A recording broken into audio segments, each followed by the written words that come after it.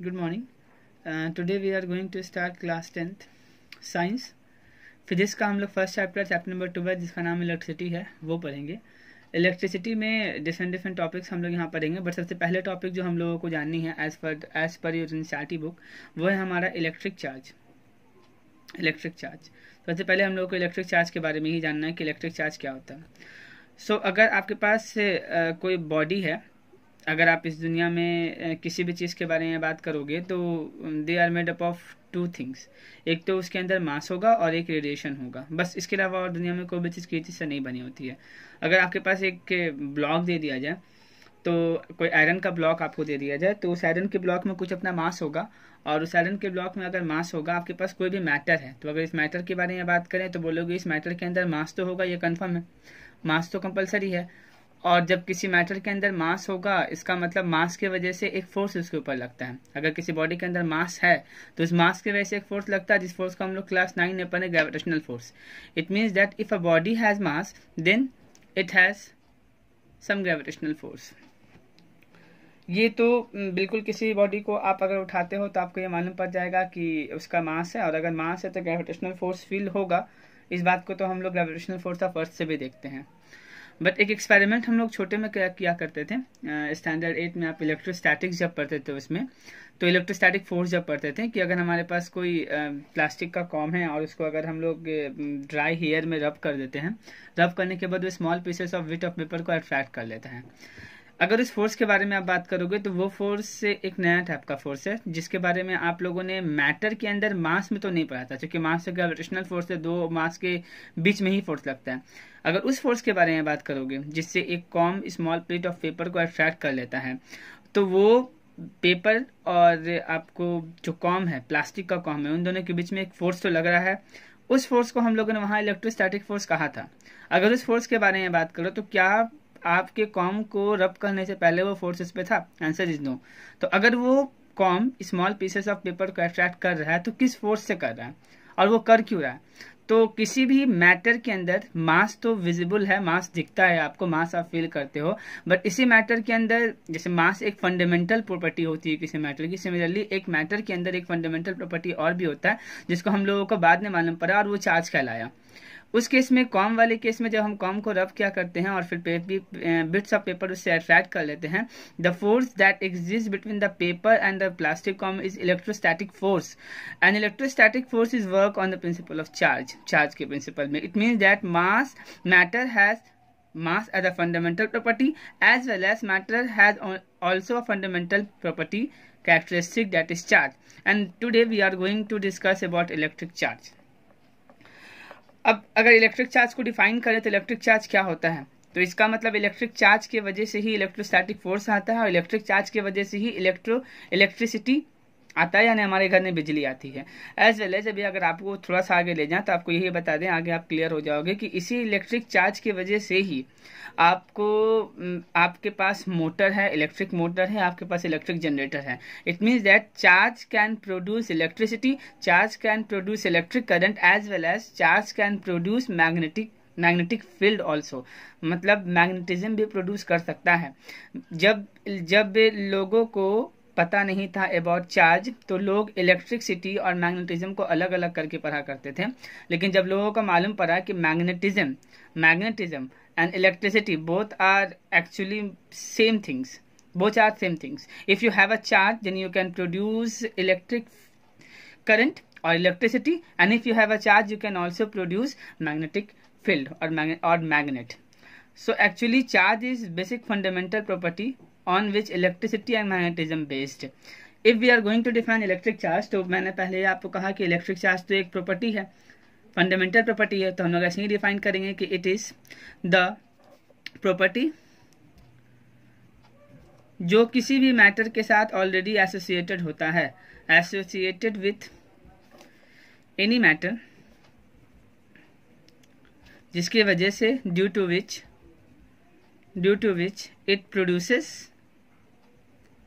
it produces and experiences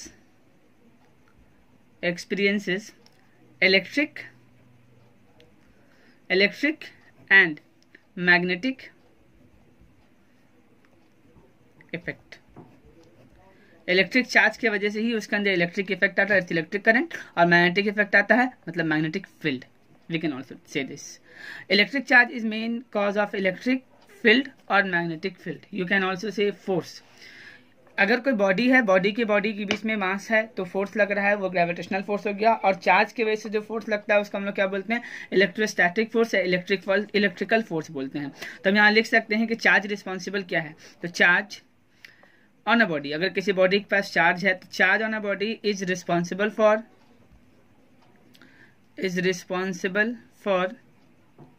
electric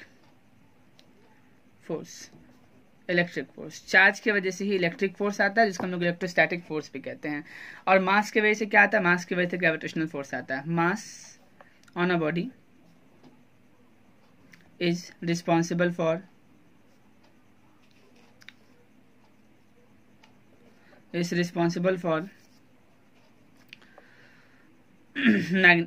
gravitational force. अब एक question obvious आपके माइंड में आएगा कि अगर चार्ज की वजह से इलेक्ट्रिक फोर्स आता है और मास की वजह से अगर ग्रेविटेशनल फोर्स आता है, तो इन दोनों में बड़ा कौन है? अगर हम आपसे पूछें कि दोनों में बड़ा कौन है, इलेक्ट्रिक फोर्स बड़ा है या फिर ग्रेविटेशनल फोर्स बड़ा है, तो ऑब्वियसली इलेक्ट्रिक फोर्स जो है वो बड़ा है। इसका मैग्नीट्यूड कितना बड़ा होता है आप आगे सीनियर क्लासेस में जाकर पढ़ेंगे, but electric force is obviously greater than magnetic gravitational force. आप इस बात को ऐसे भी सोच सकते हो कि पेपर और कॉम के बीच में जो फोर्स लग रहा था आफ्टर रबिंग, वो इलेक्ट्रिक फोर्स था, और क्योंकि पेपर लटका हुआ था, पेपर हैंग था, तो पेपर और अर्थ के बीच में फोर्स लग रहा था ग्रेविटेशनल फोर्स। लेकिन जब तुम उस कॉम को ऊपर की तरफ उठा रहे थे तो पेपर उसके साथ ऊपर आ रहा था, उस पर दो फोर्स एक्ट कर रहा था, एक पेपर पे डाउनवर्ड ग्रेविटेशनल फोर्स और एक पेपर और कॉम के बीच में इलेक्ट्रिक फोर्स। और चूंकि जैसे सब कॉम को ऊपर ले जा रहे थे तो वो पेपर भी ऊपर जा रहा था, इसका मतलब इलेक्ट्रिक फोर्स जो था क्या, ग्रेटर था as compare to gravitational force. Gravitational force के रिस्पेक्ट में इलेक्ट्रिक फोर्स क्या था, ज्यादा था। ओके, ये बात हमको क्लियर हो गया, इसमें कोई प्रॉब्लम नहीं है। इलेक्ट्रिक चार्ज एक्चुअली में आपको नॉर्मल तौर से बता दें तो electric charge is the present of electron in any body. Electron the movement of electron is also considered electric charge. Electron को ही हम लोग इलेक्ट्रिक चार्ज भी कहते हैं। अब हम जानते हैं किसी मैटर के अंदर क्या होता है, तो कोई भी हमारे पास अगर मैटर होता है तो इस मैटर के अंदर हमारे पास इलेक्ट्रॉन होता है, प्रोटॉन होता है और न्यूट्रॉन होता है। इसका मतलब कोई भी मैटर का जो सब एटॉमिक पार्टिकल्स होता है वो इलेक्ट्रॉन, प्रोटॉन और न्यूट्रॉन होता है, यानी कि हम तीनों पे चार्ज की बात कर सकते हैं। उससे पहले एक छोटी सी बात जो आपको स्टार बना के जाननी है कि चार्ज को मेजर किस में करते हैं। किसी भी चीज़ को मेजर करते हैं, मास को मेजर करते हैं, तो मास के लिए मेजरमेंट जो होता है हमारे पास, मास को केजी में मेजर करते हैं। एसआई यूनिट जो होता है चार्ज का, एसआई यूनिट क्या होता है, तो एसआई यूनिट जो होता है चार्ज का, SI unit of charge is coulomb. SI unit of charge is coulomb. Coulomb is the SI unit of charge. Coulomb अब जब लिखेंगे तो स्मॉल सी लिखेंगे क्योंकि ये साइंटिस्ट का नाम है, और सिंबल इसका कैपिटल सी होता है, जिसको रखा गया है नेम्ड आफ्टर साइंटिस्ट के नाम पे रखा गया, name after scientist Charles Agusta D coulomb. Charles Agusta D coulomb. Objective में कभी कभी नाम भी पूछ दिया जाता है, स्कूल में याद रखेंगे। चार्ल्स अगस्टिन डी कूलम, ये इनका पूरा नाम है, जिनके नाम पे ये, इनके ऑनर पे इलेक्ट्रिक चार्ज का हम लोग यूनिट रखते हैं। मतलब एसआई यूनिट जो होता है चार्ज का वो क्या होता है, तो SI unit of charge is coulomb. इसका सीरियस यूनिट भी होता है, सीरियस यूनिट जो होता है वो स्टैट कूलम होता है। आपको जानने की जरूरत नहीं, बट आप हायर क्लासेस में इसके बारे में पढ़ेंगे। अब चूंकि हम चार्ज की बात कर रहे हैं तो कोई भी मैटर के अंदर तो तीन चीज होता है, इलेक्ट्रॉन, प्रोटॉन और न्यूट्रॉन, तो तीनों पे हम चार्ज देख सकते हैं चार्ज कितना होता है। अगर हम नॉर्मल से बात करें चार्ज कितना होता है, चार्ज ऑन इलेक्ट्रॉन, इलेक्ट्रॉन पे चार्ज कितना होता है, तो चार्ज ऑन इलेक्ट्रॉन पे जो चार्ज होता है -1.6 इंटू 10⁻⁻19 कूलम, ये चार्ज इलेक्ट्रॉन पे मौजूद होता है। और चार्ज प्रोटॉन पे जितना चार्ज होता है, चार्ज ऑन प्रोटॉन पे जो चार्ज होता है वो आपको इसी का पॉजिटिव होता है, 1.6 इंटू 10⁻⁻19 कूलम। इसको याद रखेंगे क्योंकि आपको यहाँ पर इसकी जरूरत पड़ेगी। अगर हम इस तरह से न्यूट्रॉन की अगर बात करें, चार्ज ऑन न्यूट्रॉन पे चार्ज कितना होता है, तो न्यूट्रॉन पे चार्ज 0 होता है, न्यूट्रॉन पे कोई भी चार्ज नहीं होता, न्यूट्रॉन का चार्ज होता है वो 0 होता है। अब एक ऑब्जेक्टिव के लिए क्वेश्चन आप याद रख सकते हैं चाहे तो, कि ये इलेक्ट्रॉन पर चार्ज है, प्रोटॉन पर चार्ज है, न्यूट्रॉन पर चार्ज है। अगर एक एटम पे पूछे कि नेट चार्ज कितना है, तो फॉर एन एटम, किसी एटम की बात करें तो किसी एटम पे नेट चार्ज होता है, net charge for an atom, net charge 0। किसी एटम पर नेट चार्ज जो होता है 0। क्यों? क्योंकि एटम में number of electron number of proton के बराबर होता है। क्लास 9 में पढ़े हैं हम लोग। नंबर ऑफ इलेक्ट्रॉन, जितना नंबर ऑफ इलेक्ट्रॉन्स होता है उतने ही नंबर ऑफ प्रोटॉन भी होता है। इसीलिए कोई भी एटम इलेक्ट्रिकली क्या होता है? न्यूट्रल। एटम आपके पास कोई भी हो, एटम जो होता है वो इलेक्ट्रिकली न्यूट्रल ही कहलाता है। एटम के ऊपर कोई भी चार्ज नहीं होता है। अब अगर हम लोग चार्ज के टाइप की बात करें कि चार्ज के टाइप कितने होते हैं, तो चार्ज के बेसिकली 2 टाइप होते हैं। इसको बेंजामिन फ्रैंकलिन ने सबसे पहले बताया था, चार्ज के कितने टाइप होते हैं। तो कोई बॉडी, पहले तो आप ये समझ लो, कोई बॉडी पे हम चार्ज एडिशनली ऐड कर सकते हैं। कोई बॉडी को हम चार्ज कर सकते हैं। चार्ज करने का कुछ तरीका होता है, वो तरीके के बारे में बात करेंगे। बट चार्ज करने का मतलब ये होता है कि उस बॉडी में इलेक्ट्रॉन डालना, उसमें इलेक्ट्रॉन ऐड करना या उससे इलेक्ट्रॉन रिमूव करना। क्योंकि मैंने कहा कि इलेक्ट्रॉन की वजह से ही चार्ज आता है। आप 9th क्लास में पढ़े होंगे जब, तो आपको पता होगा ये बात कि न्यूक्लियस के अंदर प्रोटॉन होता है, साथ में न्यूट्रॉन होता है और इलेक्ट्रॉन रिवॉल्व करता है। ये इलेक्ट्रॉन ही उस एटम से लूज होता है और गेन होता है। तो चार्ज जो होता है वो इलेक्ट्रॉन की वजह से ही आता है। इलेक्ट्रॉन की वजह से आ जाता है, मतलब अगर किसी बॉडी में इलेक्ट्रॉन हम ऐड कर दें, तो उस पर निगेटिवली चार्ज आ जाएगा। और अगर किसी बॉडी पे से इलेक्ट्रॉन निकाल दें तो उस पर पॉजिटिव चार्ज आ जाएगा। तो बेंजामिन फ्रैंकलिन ने सबसे पहले बताया था कि एक बॉडी को हम लोग इलेक्ट्रॉन को रिमूव करके या ऐड करके उस पर चार्ज ला सकते हैं, और वो चार्ज 2 तरह का हो सकता है।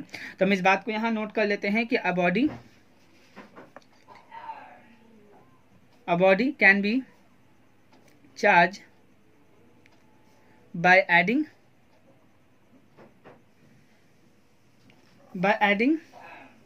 or removing electrons from it।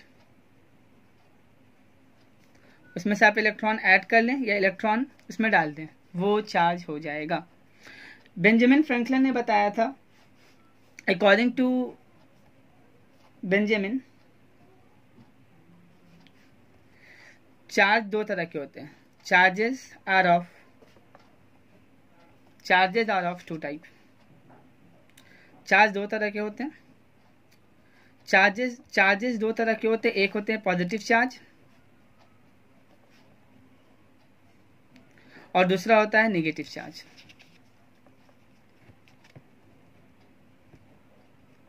एक पॉजिटिव चार्ज, दूसरा negative charge. Positive charge, the charge present on proton, the charge present on proton are positive charge, we can say that, and charge present on electron is negative charge। लेकिन जब किसी body में positive charge आता है और negative charge आता है तो वो बॉडी क्या कहलाता है? तो वो बॉडी को हम लोग कहते हैं नेगेटिवली चार्ज बॉडी और positively charge body. Positively charge body, charge body और negatively charge body.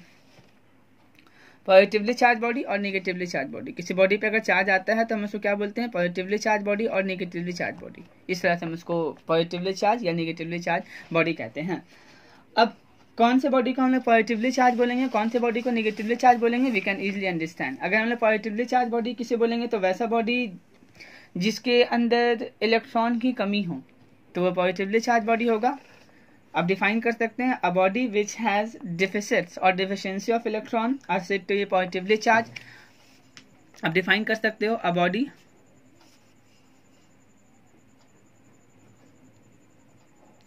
Which has deficit of electron, जिसके अंदर इलेक्ट्रॉन की कमी हो। अगर किसी बॉडी के अंदर इलेक्ट्रॉन की कमी हो गई, मतलब पहले तो वो न्यूट्रल था, न्यूट्रल होने का मतलब उसमें number of electron number of proton बराबर था। लेकिन अगर इलेक्ट्रॉन उससे निकल गया तो प्रोटॉन ज्यादा हो गया उस पर, आप ऐसे सोच सकते हो। इसका मतलब इलेक्ट्रॉन निकला तो उस पर इलेक्ट्रॉन का चार्ज तो हट गया, लेकिन प्रोटॉन का चार्ज हावी हो गया जो पॉजिटिव था। इसका मतलब उसे पॉजिटिव चार्ज आ गया। अब body which has deficit of electron, electron की इसमें कमी हो, is called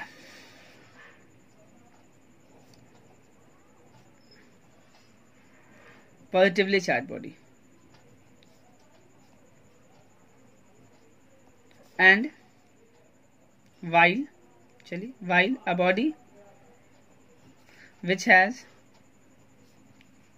access of electron, जिसमें इलेक्ट्रॉन ज़्यादा हो, एक्सेस ऑफ इलेक्ट्रॉन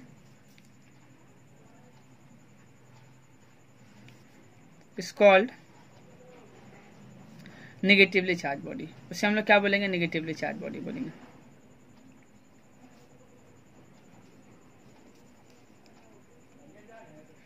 अगर एग्जाम्पल देखें पॉजिटिवली चार्ज बॉडी का, अगर एग्जाम्पल देखें तो पॉजिटिवली चार्ज बॉडी का कुछ एग्जाम्पल्स हमारे पास मौजूद हैं, जिसको आप भी याद रखोगे। आप क्लास 8 में इस एग्जाम्पल को पढ़ चुके होते हो। Positively charge body, positively charge body की अगर एग्जाम्पल्स की बात करें तो पॉजिटिवली चार्ज बॉडी का जो एग्जाम्पल्स होता है वो ग्लास रॉड हो सकता है। आपका एग्जाम्पल ग्लास रॉड हो सकता है। ग्लास रॉड को हम लोग रब करते हैं सिल्क के क्लोथ से, और डिफरेंट चार्ज आता है। सिल्क के क्लोथ पे नेगेटिव चार्ज आता है और ग्लास रॉड पे पॉजिटिव चार्ज आता है। वुलन क्लॉथ की अगर बात करें, वुलन क्लॉथ की बात करें, हम जो बात कर रहे थे ड्राई हेयर की, अगर ड्राई हेयर की बात करें ETC, इन सब पे पॉजिटिवली चार्ज होता है। और अगर नेगेटिवली चार्ज की बात करें कि कौन से बॉडी पे नेगेटिव चार्ज होता है,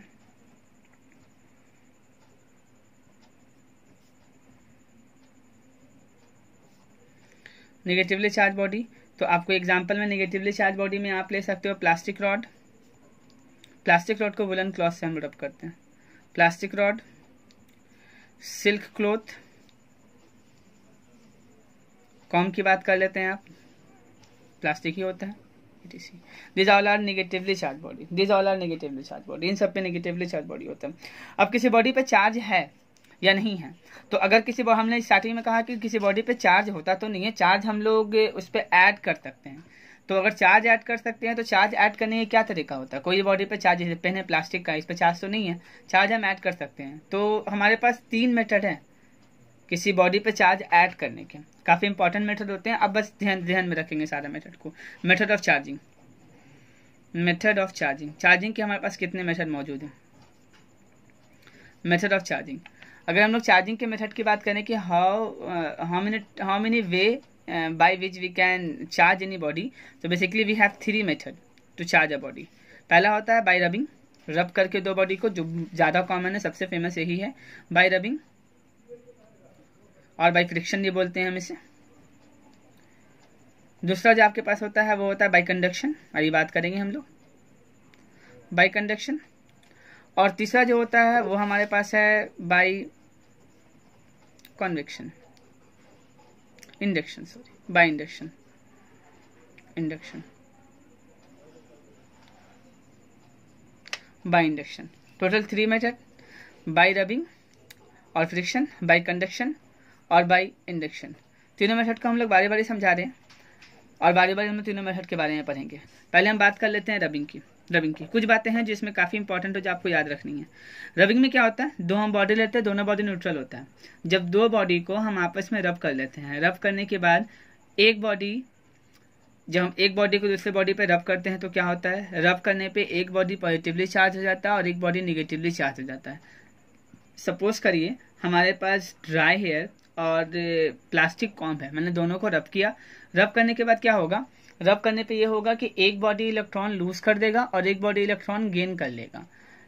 अगर हम कौन लूज करेगा उसकी बात करें तो जो ड्राई हेयर होता है, ड्राई हेयर इलेक्ट्रॉन लूज कर देगा और जो ड्राई हेयर का जितना इलेक्ट्रॉन्स लूज होगा वो सारे के सारे इलेक्ट्रॉन कॉम्ब पे चले जाएंगे और कॉम्ब पे निगेटिव चार्ज आ जाएगा प्लास्टिक कॉम्ब पे, और ड्राई हेयर पे पॉजिटिव चार्ज आ जाएगा। इसका मतलब रबिंग में जो दो बॉडी होता है जिसमें आप चार्ज करने की बात करते हो, बोथ आर न्यूट्रल। तो दोनों इनिशियल बॉडी दोनों न्यूट्रल होता है। न्यूट्रल बॉडी पहले हम लेते हैं। न्यूट्रल बॉडी लेने के बाद जो बॉडी होता है वो अपोजिट चार्ज होता है। एक बॉडी अगर पॉजिटिव चार्ज हुआ तो दूसरा बॉडी निगेटिव चार्ज होगा। ये काफ़ी इंपॉर्टेंट बात है जो हम आपको बता रहे हैं अभी। तो इसमें क्या है, दो न्यूट्रल बॉडी को रब करते हैं, two neutral bodies are rubbed, दो न्यूट्रल बॉडी को रब करते हैं। रब करने के बाद क्या होता है? रब करने के बाद एक पे पॉजिटिव चार्ज आता है और एक पर निगेटिव चार्ज आता है। वन एक्वायर्स पॉजिटिव चार्ज जो इलेक्ट्रॉन को लूज कर लेगा, while other negative charge, other acquires negative charge जो इलेक्ट्रॉन को गेन कर लेगा। अब अगर हम मैग्नीट्यूड की बात करें तो magnitude of charges on both the body will remains equal. Magnitude of charge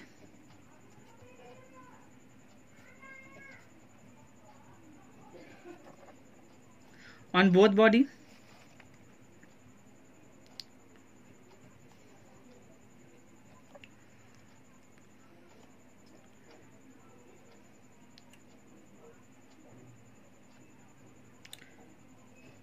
magnitude दोनों का सेम रहेगा। फिर से रबिंग में दो न्यूट्रल बॉडी आप लोगे, दो न्यूट्रल बॉडी को आप रब करोगे, एक एक्वायर कर लेगा पॉजिटिव चार्ज। कौन करेगा positive charge acquire? Positive charge वो एक्वायर करेगा जिसमें इलेक्ट्रॉन की कमी हो जाएगी, और वाइल अदर जो होगा, अदर दूसरे पे नेगेटिव चार्ज आ जाएगा, अदर नेगेटिव चार्ज। मैग्नीट्यूड दोनों का सेम रहेगा। जो मैग्नीट्यूड पहले बॉडी का रहेगा वही मैग्नीट्यूड दूसरी बॉडी का रहेगा। कंडक्शन में थोड़ी बात चेंज हो जाती है। कंडक्शन में क्या होता है, दो न्यूट्रल बॉडी नहीं होता, एक चार्ज बॉडी होता है और एक अनचार्ज बॉडी होता है। एक चार्ज बॉडी और एक अनचार्ज बॉडी। तो इसमें ये जरूरी है कि आप पहले एक चार्ज बॉडी लें और एक अनचार्ज बॉडी लें। तो कंडक्शन के लिए ये है कि जब एक न्यूट्रल बॉडी को आप करीब लाते हो एक, या टच करते हो या कनेक्ट करते हो एक सोर्स चार्ज से जिस बॉडी पे चार्ज होता है, when neutral body is connected or touched charge body, it requires